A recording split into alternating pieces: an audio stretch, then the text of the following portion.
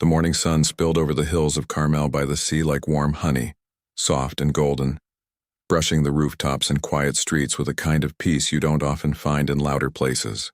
It was one of those rare California days where the air smells faintly of salt and pine, and even the seagulls seem to fly slower, as if they too are savoring the calm. In the courtyard of a small ivy-covered theater near the coast, a different kind of energy was building, not frantic but expectant. Cameras were being set up on tripods, microphones tested, and a low hum of conversation floated between clusters of people in neat blazers and sundresses. They'd all come for one reason: Clint Eastwood. He wasn't supposed to be here, not really. At his age, most legends of his stature had long since retreated into private life, content to let their films speak for them. But Eastwood had never been one for easy exits. He'd shown up not for a premiere of his own work, but to support a young filmmaker, a quiet woman in her late 20s whose debut feature had caught his eye at a student festival. He'd called her the real thing in a brief note passed backstage, and now against all odds he was standing beside her, offering his name and presence as a quiet shield in an industry that often forgets kindness. The crowd wasn't huge, maybe 100 people, but every one of them carried a kind of reverence in their posture. You could feel it in the way they held their breath when he stepped onto the low wooden platform, in the way photographers lowered their lenses slightly out of respect, as if afraid to intrude too much. He wore a simple navy blazer over a pale shirt, no tie, sleeves rolled just enough to show the weathered lines of his forearms. His hair was silver, his face lined with decades of sun and stories, but his eyes, still sharp, still watchful, missed nothing. He didn't give a speech. He never did. Instead, he nodded toward the young director and said, "She's got something to say. Listen close." Then he stepped back, folding his arms, content to be a shadow rather than the spotlight. That alone said more than most award show monologues ever could. Among the reporters gathered near the front was a man who didn't quite fit the mood. He stood with his shoulders squared, jaw set, eyes scanning the scene like he was looking for a weakness. His name wasn't important. What mattered was the hunger in him, the kind that doesn't come from ambition alone, but from fear. Fear of being overlooked, fear of blending in. He'd built a small reputation online for asking the kinds of questions others avoided, the sharp, slightly cruel ones designed to unsettle, to provoke a reaction that could be clipped, shared, and turned into clicks. He'd been told this event would be boring, a polite gathering with no drama, no headlines, and that bothered him more than he cared to admit. As the Q&A began, the questions came gently. Someone asked about the challenges of independent filmmaking. Another wondered how Eastwood stayed inspired after so many decades. He answered each one plainly, without flourish, as if he were talking to a neighbor over a fence. There was no performance in it, just honesty worn smooth by time. The young director spoke with nervous energy, her words tumbling out fast, but Eastwood would occasionally lean in and say something quiet that made her pause, smile, and find her footing again. It was a masterclass in quiet support, but the reporter with the hungry eyes grew restless. He shifted his weight from foot to foot, checked his phone, then glanced at his notes with a frown. This wasn't going to get him noticed. No one would quote this. No one would share a clip of someone being kind. He needed something sharper, something that would cut through the noise of the internet. And then it hit him, Eastwood himself. The legend, the icon. What if he pushed him? What if he asked something that couldn't be answered with a folksy proverb or a shrug? He raised his hand a little too quickly when the moderator called for the next question. His voice when he spoke was louder than the others, deliberately so. "Mr. Eastwood," he began, not waiting to be fully acknowledged. "With all due respect, do you ever worry that your time has passed? That today's audiences don't really connect with the kind of stories you tell anymore?" The air changed instantly. It wasn't just the words, it was the tone. There was a smirk hiding behind them, a challenge wrapped in fake politeness. A few people turned to look at him, eyebrows raised. The young filmmaker stiffened. Even the moderator hesitated, unsure how to respond. But Eastwood, he didn't move. He didn't scowl or sigh or look away. He simply listened all the way to the end, as if giving the question the dignity it hadn't earned. Then slowly the corners of his mouth lifted, not in anger, not in mockery, but in something far more unsettling. Understanding. It was a calm, quiet smile, the kind that comes from having seen this all before. From knowing that every generation produces a few who mistake noise for substance, he didn't answer right away. He let the silence hang, just long enough for the reporter to feel the weight of what he'd just done. And in that pause, something shifted, not just in the courtyard, but inside the man who'd asked the question. For the first time, he wasn't thinking about his next viral clip. He was wondering, with a sudden, uncomfortable clarity, why he'd felt the need to throw a stone into such still water. Eastwood finally leaned toward the microphone. His voice was low, steady, like gravel smoothed by a river. "Son," he said, not unkindly, "I've been told I'm out of touch since I was 30. A ripple of laughter moved through the crowd, soft and relieved. But Eastwood wasn't done. He held the reporter's gaze, that small smile still playing at his lips. "Funny thing is, the people who say it loudest are usually the ones most afraid of being forgotten themselves." The words landed like a feather, but they cut deep. The reporter opened his mouth, then closed it. There was nothing clever to say back to that, no comeback that wouldn't sound petty. He stepped back into the crowd, his face warm, his notebook suddenly heavy in his hand. "And Eastwood?" He turned to the young director, gave her a nod, and said, "Your turn." As if nothing had happened. As if rudeness was just another kind of weather. Something you walk through, not something that defines the day. The rest of the event carried on, but the mood had shifted in a way no one could quite name. People spoke more thoughtfully. Questions came from a place of curiosity, not confrontation, and through it all, Eastwood remained exactly as he'd been. Present, patient, and utterly himself. Later, as the crowd began to drift away toward the ocean or their cars, the reporter lingered near the edge of the courtyard. He watched Eastwood help the young filmmaker gather her things, saw the way he paused to thank the stagehand who'd brought him water. There was no grand gesture, no performance, just simple decency, offered without expectation.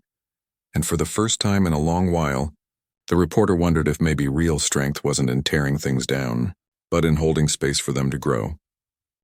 The moment the reporter stepped back into the crowd, his chest felt tight, not from anger, but from something far more unfamiliar. Shame. It wasn't loud or dramatic.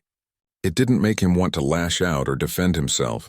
Instead, it settled in quietly, like dust after a storm, coating everything he thought he knew about himself. He'd come to the event expecting to leave with a headline, maybe a viral clip, something to prove he belonged in the same room as the big names. Instead, he left with a silence that followed him all the way to his car. He drove back to the city with the windows down, letting the ocean air rush in, cool and sharp. His phone buzzed constantly, notifications piling up from his editor, his producer, even a few followers who'd caught the live stream. "That was bold," one text read. "You really went for it." Another said, "Eastwood looked pissed, great TV." But none of it felt good. In fact, it felt hollow, like applause in an empty room. He kept replaying Eastwood's smile. Not a smirk. Not a glare. Just calm. Like he'd seen this exact moment happen 100 times before and knew how it always ended. With the loud one realizing, too late, that silence speaks louder. Back at his apartment, a small, cluttered studio with takeout boxes stacked near the sink and a laptop permanently open on the coffee table. He dropped his bag and stared at the screen. The clip was already everywhere. Not the whole exchange, just the question, cut neatly and posted with a caption like "Reporter calls out Clint Eastwood. Watch what happens next." The comments were split. Some called him brave. Others called him rude. A few older users wrote things like, "Kids today think disrespect is debate." He scrolled past them all, his stomach twisting. He tried to write a follow-up piece, something sharp, something that would spin the moment into a statement about holding legends accountable. But the words wouldn't come. Every sentence felt forced, like he was dressing up insecurity in the costume of courage. He deleted the draft 3 times. Finally, he closed the laptop and walked to the window. The city lights blinked below, endless and indifferent. For the first time in years, he didn't feel like a journalist. He felt like a kid who'd just been caught pretending to be something he wasn't. Meanwhile, across town, Eastwood was having dinner at a quiet Italian place he'd been going to for decades. The owner knew his order by heart: spaghetti with garlic, olive oil, and a splash of red wine in the sauce, and never brought a menu. They didn't talk much. Just a nod, a smile, the kind of understanding that doesn't need words. Eastwood ate slowly, savoring each bite.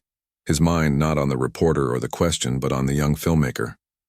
He'd seen something in her eyes, the same fire he'd had when he was starting out, before Hollywood taught him to guard it. He hoped she wouldn't let moments like today harden her. The world needed more people who made things with heart, not more who tore things down for attention. Back in the newsroom the next morning, the reporter walked into a round of quiet applause from a few colleagues. One slapped him on the back and said, "You shook the old lion." He forced a smile but said nothing. At his desk, his editor pulled up a chair. "Great moment yesterday," she said, eyes bright. "We're thinking of pitching a segment.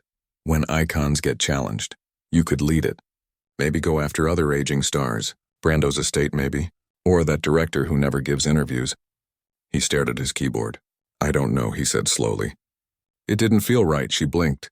"What do you mean?" "You got a reaction. That's what we want." "But what kind of reaction?" he asked, surprising himself. He didn't yell.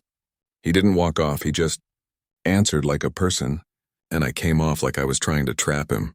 She shrugged. "Audiences love conflict." "Do they?" he said. "Or do they just get fed it until they think they do?"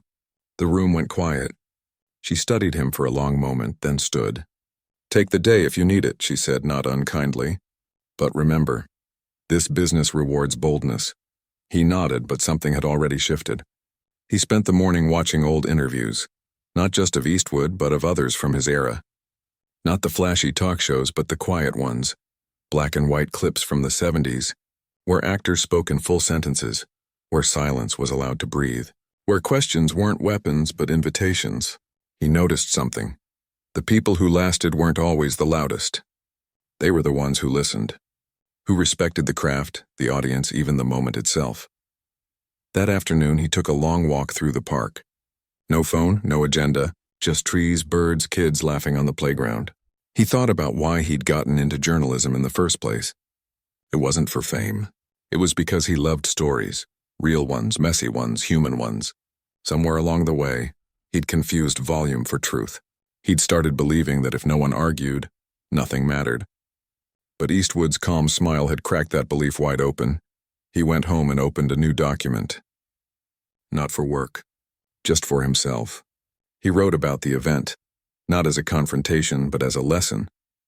He described the way the light hit the courtyard, the nervous energy of the young filmmaker, the way Eastwood stood like a mountain, unmoved not because he was cold, but because he'd seen too much to be rattled by a single gust of wind. He wrote about his own question, not to justify it, but to understand it. Why had he needed to prove something? Who was he really talking to? He didn't publish it. Not yet, maybe not ever. But writing it felt like washing his hands after a long day of digging in the dirt, cleansing necessary. Later that night, he called his dad, the man who'd given him his first notebook when he was 12, and told him, "Ask good questions and listen like your life depends on it." They hadn't talked in months. When his dad answered, voice rough with sleep, he'd forgotten the time difference. He didn't lead with news or complaints. He just said, "I saw that clip." "You okay?" "I think so," he said. "I think I just forgot what matters." His dad was quiet for a beat. Then softly, "Happens to all of us. What matters is you remembered." They talked for almost an hour, about nothing important and everything important. The weather back home, his mom's garden, a movie they both loved as kids. No agenda, no performance, just two people connecting. When he hung up, he felt lighter. The shame hadn't vanished, but it had changed shape.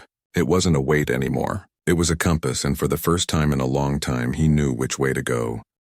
The morning after the event, the city felt different. Not because anything had changed in the streets or the sky, but because something had shifted inside the reporter.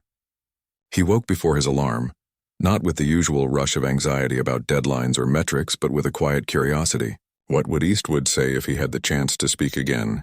Not in front of cameras, not for a headline, but just as one person to another. He didn't expect an answer. But life has a way of surprising you when you stop trying to control it. Later that day, while sorting through emails, he found a message from the film festival's press coordinator. It was brief, polite, and unexpected. "Mr. Eastwood mentioned your question. He'd be open to a short, off-record conversation this afternoon if you're interested. No cameras, no notes. Just talk." The reporter read it 3 times, heart thudding. He almost didn't reply. afraid it was a trap, or worse, that he'd say something foolish again. But then he remembered his dad's voice on the phone the night before. "What matters is you remembered." So he typed back, "I'd be honored." They met not in a studio or a fancy hotel, but at a small bench near the beach path Eastwood often walked. The wind carried the smell of kelp and distant rain. Eastwood arrived alone, hands in his pockets, wearing the same kind of simple clothes as before. No entourage, no sunglasses, no shield. He nodded when he saw the reporter waiting, not with warmth exactly, but without judgment either. That alone felt like a gift. They sat. For a long moment neither spoke. The waves rolled in, steady and patient. Finally, Eastwood said, "You asked if my time had passed." His voice was low, calm, like gravel underfoot. "I've been thinking about that." The reporter swallowed. "I shouldn't have said it like that. It came out like a challenge, but I think I was really asking something else." Eastwood turned his head slightly. "Like what?" "I guess. I was scared," he admitted, the word surprising even himself. "Scared that if I don't make noise, no one will notice me. Scared that I'll work hard and still be forgotten." Eastwood didn't laugh, didn't roll his eyes. He just looked out at the ocean, as if giving the words space to settle. Then he said, "Back in '62, I did a Western that bombed so bad the studio wouldn't even screen it in LA. Critics called me a wooden actor with no future. I walked into a bar that night, ordered a beer, and sat there wondering if I should just go back to digging ditches like my old man." He paused, a faint smile touching his lips. "Funny thing is, the guy next to me, some trucker I'd never seen before, says, 'You that fella from the cowboy pictures?' I said, 'Yeah.' He goes, 'My kid loves you. Says you're the only one who doesn't talk down to him.'" That was it. No big speech, just one person saying one true thing. He turned to the reporter. "You don't need the whole world to notice you. You just need to be honest with the people who are listening. And if you're shouting just to be heard, you're not saying anything worth hearing." The words landed softly, but they went deep. The reporter felt his throat tighten. "I thought being tough was how you got respect." "Toughness isn't loud," Eastwood said. "It's showing up when it's hard. It's listening when you'd rather talk. It's letting someone else shine even when you're in the dark yourself." He glanced toward the festival theater in the distance. "That young filmmaker? She's got more courage in her little finger than most people I know, and she didn't need to prove it by putting someone else down." They sat in silence again, but it wasn't awkward. It felt like the kind of quiet two people share when they've stopped pretending. After a while, Eastwood stood. "I don't give advice much," he said, brushing sand off his pants. "But if you're going to write about this, write it true. Not for clicks. Not for drama, just because it happened." The reporter nodded. "I will." Eastwood gave that same calm smile, the one that had haunted him since the event, and walked away, hands in his pockets, disappearing slowly down the path. That evening, the reporter didn't open his work laptop. Instead, he took out a notebook, the old-fashioned kind with paper that smells like possibility. He wrote not for an editor, not for an algorithm, but for himself. He described the bench by the sea, the sound of the waves, the way Eastwood's eyes held both kindness and steel. He wrote about his own fear, his hunger for attention, and how one quiet conversation had done more to change him than 1,000 viral moments ever could. He didn't publish it right away. He let it sit for 2 days, reading it over each morning with coffee. Each time he trimmed a sentence that felt showy, added a detail that felt real, a seagull landing nearby, the way Eastwood's shoes were scuffed at the toes, the exact shade of blue in the sky. He wanted it to feel human, not polished, not perfect, just true. When he finally sent it to his editor, he included a note. "This isn't the angle we talked about, but it's the story that happened." To his surprise, she called him within the hour. "It's good," she said, voice softer than usual. "Really good, feels different. Is that okay?" he asked. "It's more than okay," she replied. "People are tired of noise. Maybe it's time we gave them something real." The piece went live the next morning under a simple headline, "What I Learned When I Asked the Wrong Question." It didn't blow up overnight. No trending alerts, no celebrity retweets, but slowly, quietly it found its people. Teachers shared it with students. Older journalists emailed to say thank you. One reader wrote, "I've been that loud guy too. This made me want to do better."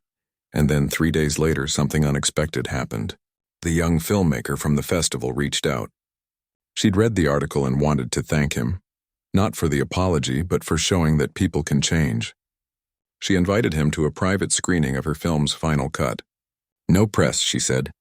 Just folks who care about the story. He went. And for the first time in years, he watched a movie not thinking about how to review it, but how it made him feel. Afterward, they talked for hours. About craft. About doubt. About why they both still believed in storytelling, even when the world seemed to value speed over soul. On the drive home, he rolled down the window again. The air was cool, the streets quiet. He thought about Eastwood on that bench, about the trucker in the bar, about the young filmmaker's nervous smile as she introduced her film. None of them needed to be famous to matter. They just needed to be real. And maybe, he thought, that was enough. More than enough.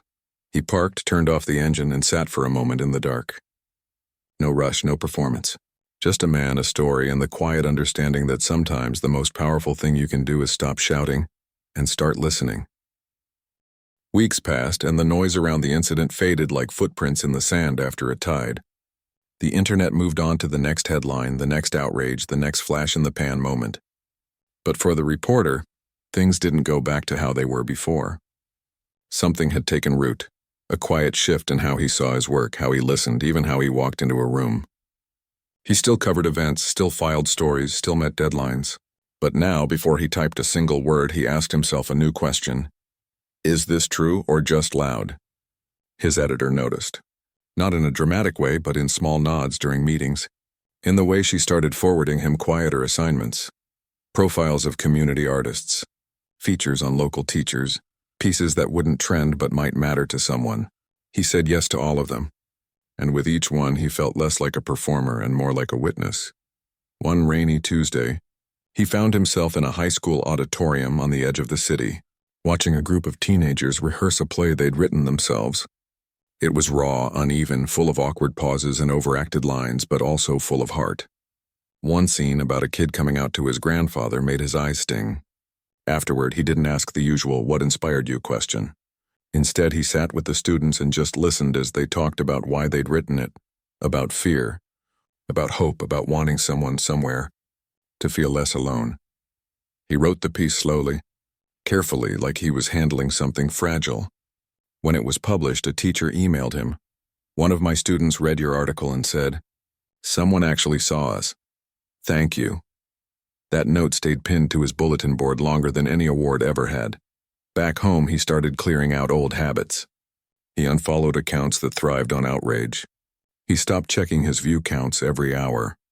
He even deleted a draft he'd been saving for months, a snarky takedown of a celebrity's new project because it suddenly felt cheap, like kicking someone just to hear the thud. He wasn't perfect. Some days the old urge crept back, the itch to be clever, to land a punchline, to stand out. But now he recognized it for what it was, fear dressed up as confidence. And instead of giving in, he'd take a walk, call his dad, or reread the notebook page where he'd scribbled Eastwood's words, "You don't need the whole world to notice you." Meanwhile, life went on in its quiet, ordinary way. The young filmmaker's movie got picked up by a small streaming service. She sent him a link the night it went live with a simple message. "Thanks for seeing it." He watched it alone in his apartment. Lights off, and cried during the final scene. Not because it was sad, but because it was honest. Afterward, he wrote her a real letter, not an email, and mailed it the old-fashioned way. He didn't expect a reply. But a week later, a postcard arrived with a sketch of a camera and 2 coffee cups. On the back, she'd written, "Next time, you ask the questions." He smiled and tucked it into his notebook. One evening, while scrolling through old film interviews for research, he stumbled on a black and white clip from 1971. Eastwood was being interviewed after a film premiere. The reporter, young and eager, asked if he ever worried about being typecast as just a tough guy. Eastwood leaned back, lit a cigarette, they still did that on TV back then, and said, "People see what they want to see. My job isn't to fix their view, it's to keep doing the work." Then he added, almost as an afterthought, "And if you're lucky, someone will notice you're trying to be decent, not just famous." The reporter paused the video. There it was again, that same calm, that same refusal to perform. It wasn't about being liked. It was about staying true even when no one's watching. He thought about how easy it is to confuse attention with respect, how the internet rewards hot takes but starves slow truths, how he'd once believed that being seen was the same as being valued. But Eastwood, the young filmmaker, even those high school kids, they'd shown him another way. A quieter path, maybe, but one that left real footprints. He started a new habit. Every Sunday he'd write one short piece that he didn't publish, just for himself. Sometimes it was a memory from childhood. Sometimes it was a description of the old man who sold flowers on the corner. Sometimes it was just a list of things that made him pause during the week. A song on the radio, the way rain sounded on his fire escape, the laugh of a stranger on the bus. He called it his true log, a private record of what actually mattered, not what sold. One afternoon, while cleaning out his closet, he found the blazer he'd worn to the film festival. He almost donated it, but then he remembered how he'd stood in that courtyard, heart pounding, ready to prove something no one had asked him to prove. He hung it back up, not as a reminder of shame, but as a marker. This is where I turned, he thought. This is where I started listening. He also began mentoring a journalism student from the local community college. The kid was sharp but nervous, always second-guessing his angles. What if no one cares? He'd ask. The reporter would just say, "Write it like you're telling your best friend something important. If it matters to you, it'll find its people." It felt strange giving advice he was still learning himself, but maybe that's how wisdom works. Not as a finished product, but as something passed hand to hand, imperfect and alive. Then came the email that surprised him most. It was from a small documentary team working on a film about storytelling across generations. They'd read his piece about the festival and wanted to include a short segment, just him, talking about what that moment taught him. No reenactments, no dramatic music, just truth plainly told. He almost said no. The old fear whispered, "What if you sound weak? What if people think you backed down?" But then he remembered Eastwood on that bench, the young filmmaker's postcard, the high school kids who just wanted to be seen. This wasn't about winning. It was about sharing what you've learned so someone else doesn't have to stumble the same way. He said yes. The interview was filmed in a sunlit room with bookshelves and a single chair. No fancy lights, no script. Just him and a camera talking like he was sitting with a friend. He spoke about his mistake, his shame, the quiet conversation by the sea. He didn't make himself the hero. He made himself human. When it aired months later, it didn't go viral. But a few people reached out. Other journalists, teachers, even a retired actor who wrote, "I wish I'd had that talk at your age." And that was enough, because by then, he'd learned the real secret. Impact isn't measured in views. It's measured in the quiet moments when someone reads your words and thinks, "Me too." Or better yet, "Maybe I can do better." And in those moments, the noise fades. All that's left is the truth, and the calm smile that comes from knowing you finally told it. The rain had just let up when he arrived at the little theater downtown. Just a soft drizzle now, the kind that leaves the sidewalks glistening and the air smelling like wet earth and old brick. He wasn't here for a premiere or a press junket. No cameras, no red carpet, not even a name tag. Just a folding chair near the back, a notebook in his lap, and the quiet hope that someone's story might be worth listening to. It was an indie screening, the kind that happens in basements and community centers more often than on billboards. The film was made by a group of students from a film school upstate, first-timers nervous and proud. He'd been invited not as a critic but as a guest, someone who'd learned, the hard way, that stories deserve space to breathe before they're judged. As the lights dimmed and the projector hummed to life, he felt something unfamiliar. Peace. Not excitement, not skepticism, not the old itch to find a flaw or craft a clever line, just stillness. He watched the screen like he used to watch movies as a kid, before he knew what a box office was, before he cared about reviews, before he thought every moment needed to be turned into content. He just let the story wash over him, and it was messy. The sound dipped in one scene.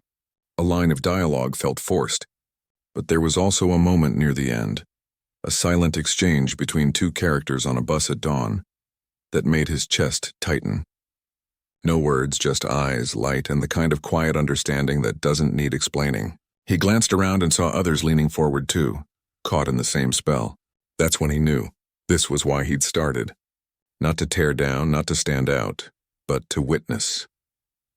Afterward, during the Q&A, a young intern from the production team stepped up to ask a question. She looked barely out of high school, clutching a crumpled notepad, voice trembling as she tried to phrase her thought. She stumbled over her words, apologized twice, and nearly backed away before finishing. The room stayed quiet, waiting. And in that moment, without thinking, he did something small. He smiled. Not a big grin, not a performance, just a gentle, encouraging lift at the corners of his mouth. The kind that says, "It's okay. Take your time. You belong here." She saw it. He could tell. Her shoulders relaxed.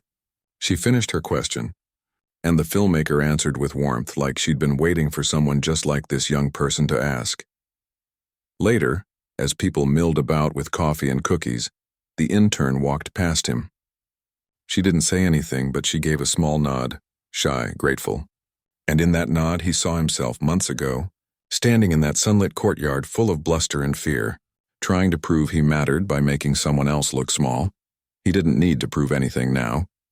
He'd kept writing, but differently. His pieces were quieter, slower, built on listening more than speaking. He profiled a retired librarian who'd secretly taught herself to code at 72. He spent a week with a street musician who played cello under the bridge every afternoon, rain or shine, just because someone might need beauty today. None of it went viral. But emails trickled in. "This made my day. I showed this to my daughter. Thank you for seeing us." And that was better than any headline. He'd also started teaching a short workshop at the community college, just once a month, on asking better questions. Not how to ambush, not how to trap, but how to listen like you care. He told his students, "Your job isn't to be the smartest person in the room. It's to help the truth find its voice." Some rolled their eyes at first, but by the third session, they were bringing in interviews with their grandparents, their baristas, their neighbors, stories full of cracks and light. One evening, while sorting through old mail, he found a plain envelope with no return address. Inside was a single photograph. It showed Eastwood on a porch somewhere, hat tilted back, holding a newspaper. Folded in the corner of the photo was a note in neat, slightly shaky handwriting. "Saw your piece on the librarian. Good work. Keep listening." He stared at it for a long time. No signature. Didn't need one. He tucked it into his notebook right next to the postcard from the young filmmaker. He never tried to contact Eastwood again. He didn't need to. The lesson had been given. All that was left was to live it. Life wasn't perfect. Some days still felt hollow. Some assignments still felt like chores. But the hunger for noise, the desperate need to be seen, had quieted. In its place grew something steadier. The satisfaction of showing up with care even when no one's watching. One Sunday morning, he took his notebook to the park. Not to write a story, just to sit. An older man was feeding pigeons nearby, whistling softly. A little girl chased bubbles blown by her dad. A couple shared a bench, not talking, just holding hands. He wrote down what he saw, not to publish, just to remember. This is real. This is enough. Later, walking home, he passed a bus stop where a teenager was practicing guitar chords, fumbling through a song. He stopped, listened for a minute, then dropped a few dollars in the open case. The kid looked up surprised. "Thanks," he mumbled. "No," the reporter said. "Thank you." And he meant it. Because somewhere along the way, he'd realized that the world doesn't need more voices shouting over each other. It needs more people willing to sit quietly, to notice, to honor the small truths that don't trend but still matter. Eastwood hadn't changed him with a lecture or a rebuke. He'd changed him with a smile, a quiet signal that said, "I've been where you are. You'll find your way." And he had. Now when he interviews someone, he waits, lets the silence stretch if it needs to, asks follow-ups that come from curiosity, not calculation. And when someone fumbles, like that intern at the screening, he offers that same calm smile, not to fix them. Just to say, "You're learning." And that's okay. Years from now, no one will remember the rude question he asked that sunny afternoon in Carmel. But maybe, just maybe, someone will remember the way he listened afterward. Maybe a student will carry his advice into their own work. Maybe a stranger will read one of his pieces and feel less alone. And that's the kind of legacy that doesn't need a spotlight. As he turned the key in his apartment door, the city hummed around him. Cars, distant music, the murmur of lives unfolding. He poured a cup of tea, opened his notebook to a fresh page, and began to write.